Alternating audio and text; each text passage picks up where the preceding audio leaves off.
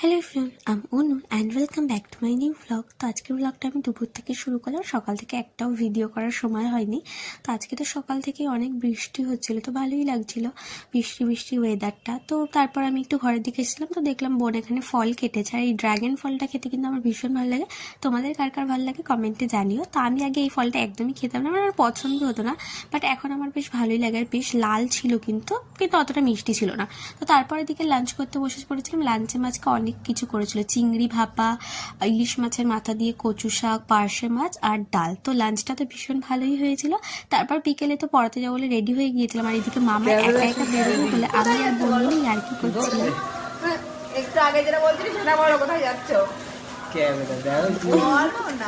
তুমি বলো, আমি মামির কাছে পাঠাবো। আমি আর বলছিলাম কোথায় যাবে, মা বলছে তোর শাশুড়ির সাথে দেখা করতে যাবো। তো যাই হোক, ইয়ার্কি মারছিল।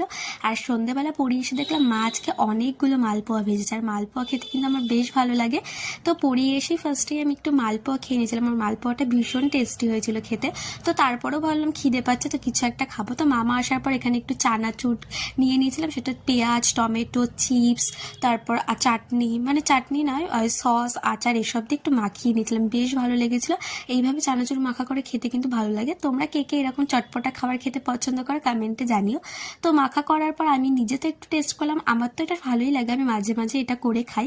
তো মামাকেও এটা করে খাইয়েছিলাম, মামা আগে কখনো এইভাবে করে মাখা করে খায়নি, তো মামারও ভালো লেগেছিলো। মামা আবার এর সাথে আচারটা খেতে বেশি পছন্দ করে। তো যাই হোক, তারপর তো রাতে ডিনারটা আমরা করে নিয়েছিলাম। তো আজকের ব্লগটা তোমাদের কেমন লাগলো তোমরা কমেন্টে জানিও।